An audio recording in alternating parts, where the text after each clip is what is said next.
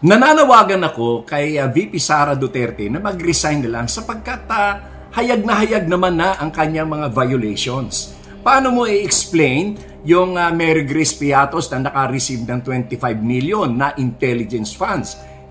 Yung taong yon ay sinertify ng Philippine Statistics Authority na non-existent. Ibig sabihin, walang ganong tao. So, hula-hula lang yon. Saan napunta yung pera? No? At hindi lamang yon. Saan ka ba naman nakakita na 125 million ay spent in 11 days as intelligence funds? Aba, kahit nga yung PNP, yung AFP, yung mga police agencies natin, hindi nila kayang mag-disburse ng ganong kalaking pera in 11 days.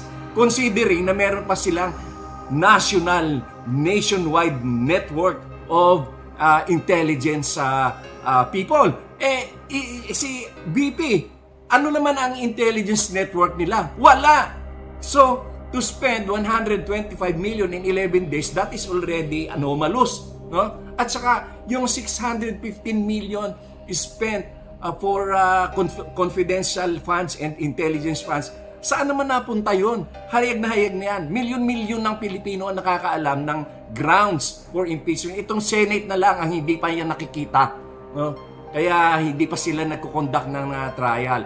And paano naman yung kanyang mga iba pang mga ginawang kasalanan kagaya ng pag-i-issue ng grave threats sa President at kay First Lady Lisa at kay Speaker Martin.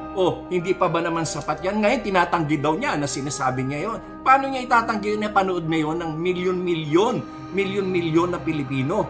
No? Kaya ako para kandidato pa siya, para makatakbo pa siya sa 2028 for presidential run, mag-resign na lang siya ngayon so that she can start on a clean slate. Wala mga impeachment issues sa kanya. Ang mga kagandahan niyan, makakatakbo siya and then mapapatunayan natin dito na wala naman talagang boto ang mga Duterte.